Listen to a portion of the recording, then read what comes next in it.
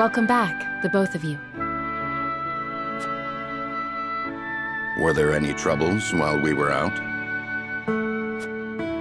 None to speak of, aside from Eridor here. But what else is new? Out with it, Benedict! I heard you were beset by brigands. Is the young lord safe?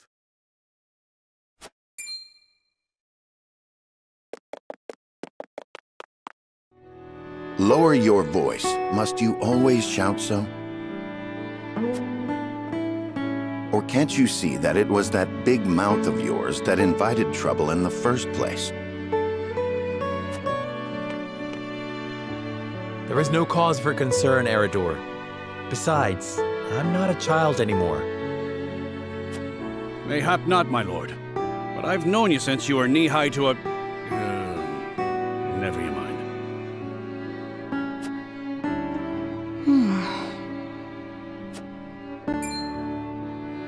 And this must be the young lord's bride-to-be. I am Frederica. It is a pleasure and honor to meet you all. And I am Gila, her attendant. Pleased to make your acquaintance. Allow me to introduce those in service of House Wolffort. This is Eridor, Master-at-Arms and Commander of our military forces. You'll be the lady of House Wolffort. No harm will befall you as long as I'm around. And this is Anna, my right hand. If you require anything, just say the word. They may not be of my blood, but they are my family just the same, and from this day on, they're your family as well. I am aware that in all of Glenbrook, House Wolffort is second only to the royal family in power and influence. I will do my best not to disappoint you. A joyous day this is! The little lord grew up and found himself the perfect bride. Nigh brings a tear to my eye. His voice certainly does carry. Sorry, my lady, but you'll have to get used to it.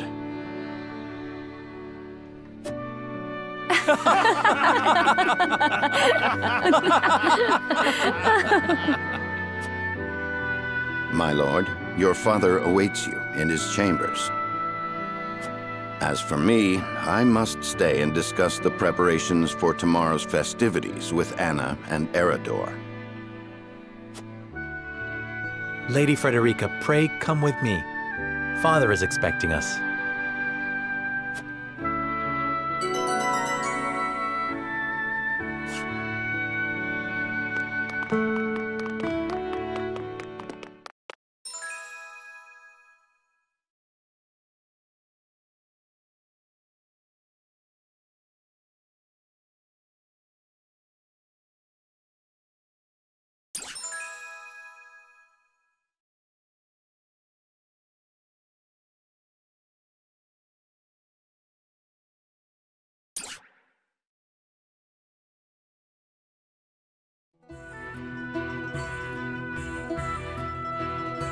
As you are well aware, there are two events of utmost importance to be conducted before Lord Serinoa and his bride are wed. The ceremony to commemorate the joint mining venture.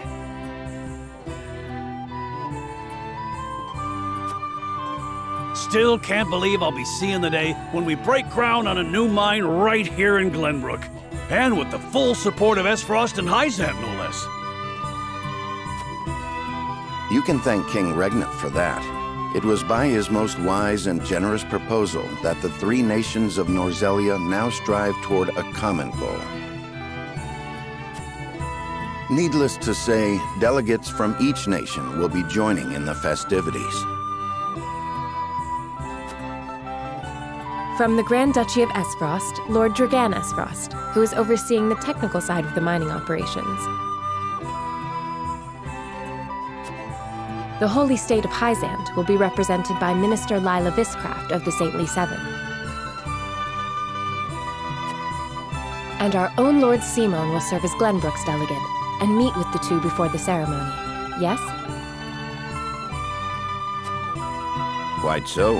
After that, it will be House Wolffort's responsibility to see that our honored guests feel welcome. Anna, I would trust you safeguarding both Lord Dragan and Minister Lila. Consider it done. Then once that stuffy ceremony is over, we can get to the real highlight of the day, the tourney! Ah, my blood's already rushing, just envisioning the greatest warriors from all the realm clashing swords! From Esfrost, the much-renowned General of Laura. And from Hysant, Minister Exham Marshal. I have heard much of his prowess as well. Then, of course, there's our reigning victor, the pride of Glenbrook, Sir Maxwell the Dawnspear. Still, I wish him all the best of luck against their hosts. They'll need it to beat House Wolffort. On that matter, there are two things I should make clear.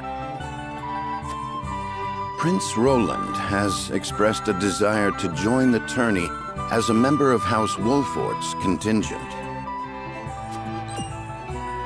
Why would the boy want to fight with us and not his own arms master?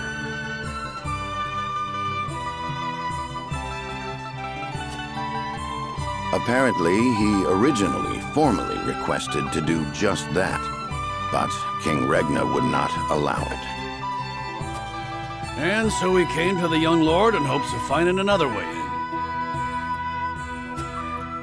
Well, it's more than welcome in my book. The royal family said we're free to put together our own contingent after all. I reckon His Majesty would be beside himself with joy if we could deliver a beating to Esfrost and Hysant. Doubtless so. Very well. I shall inform the prince that he is welcome in our ranks. Finally, there is the matter of Lord Symon's health. Indeed. Sadly, the Lord of the House is in no condition to participate in the tourney. Barring some miracle, I anticipate that Lord Serinoa will have to fight in his Lord Father's stead. Lord Symon. I suppose age takes its toll on even the mightiest of men.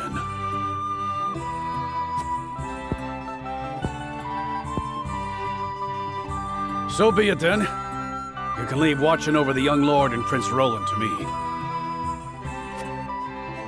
Good. I remind you that while this is a joyous occasion, all of our attendees have their own reasons for coming. Let us not give them an opportunity to catch us unaware.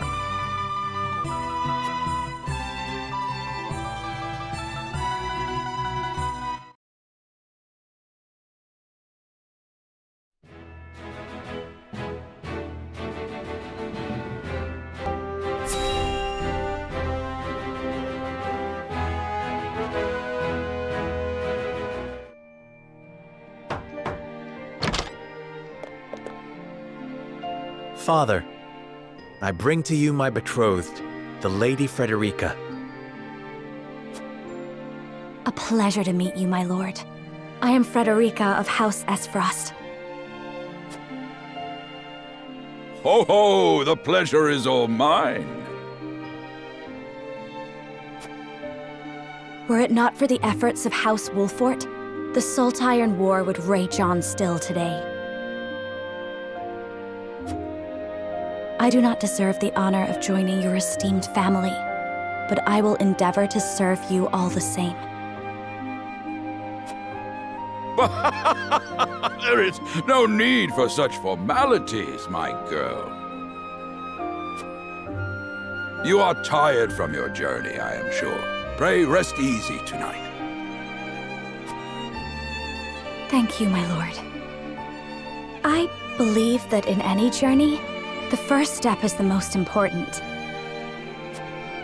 Before we go forward together, I should like to know why you chose to welcome one of Rosellan blood, such as I.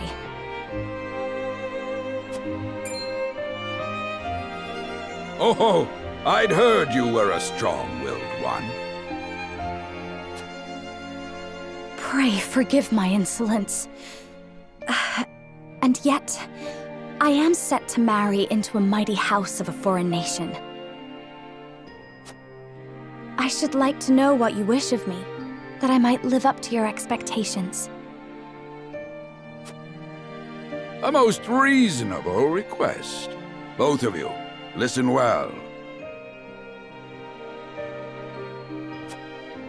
Yes, Father.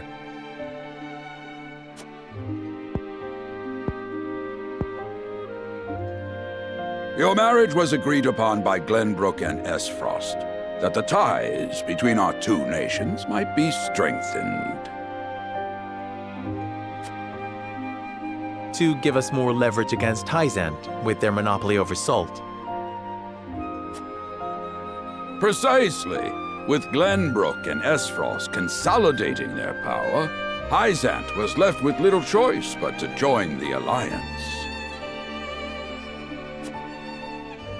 And yet, while Lady Frederica is indeed the Archduke's sister, at the same time she is the daughter of a Rosellan concubine.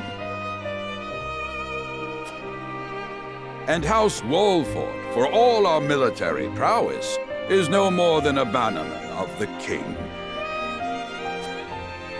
If the aim was to forge the strongest bond we could between our two nations,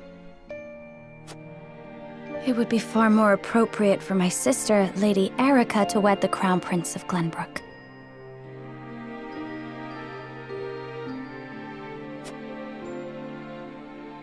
just so, yet neither nation chose that. And do you know why?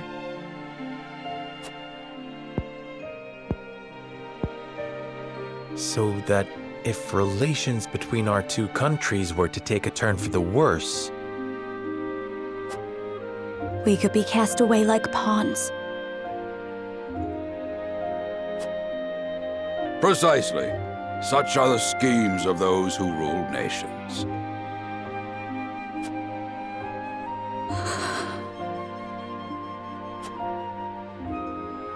I understand now. And yet, no matter how impure the intentions behind this arrangement may be, I will not bring dishonor to the Wolffort name. Well said, my son. If that is your decision, then...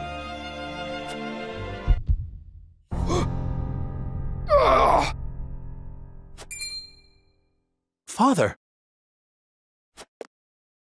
Lord Symon! I am an old man, and my health is not what it once was. For this reason and more, I have made my decision. As of this day, I abdicate my position as Lord of House Wolffort. You will serve in my stead from tomorrow forth, my son. But, Father, I am not ready to...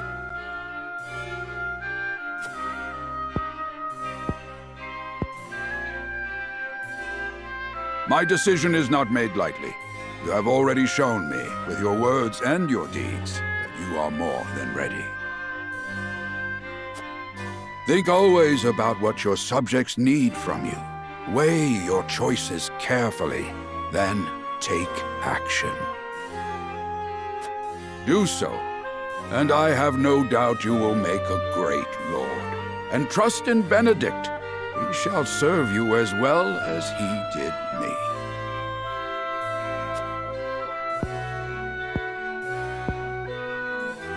Thank you, Father. I will spare no effort that one day I may be as beloved by our people as you. Lady Frederica, your fate is not a simple one. There are many who would try to use the both of you as pawns in their own schemes. Even so, I hope that you will be there to support my son through it all, as his wife, but also as your own person. This is House Wolffort's entreaty, and the wish of a father.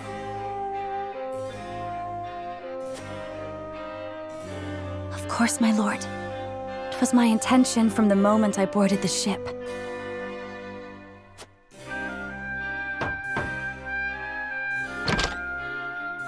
Beg pardon, my lord, but Lord Dragan and Minister Lila have arrived.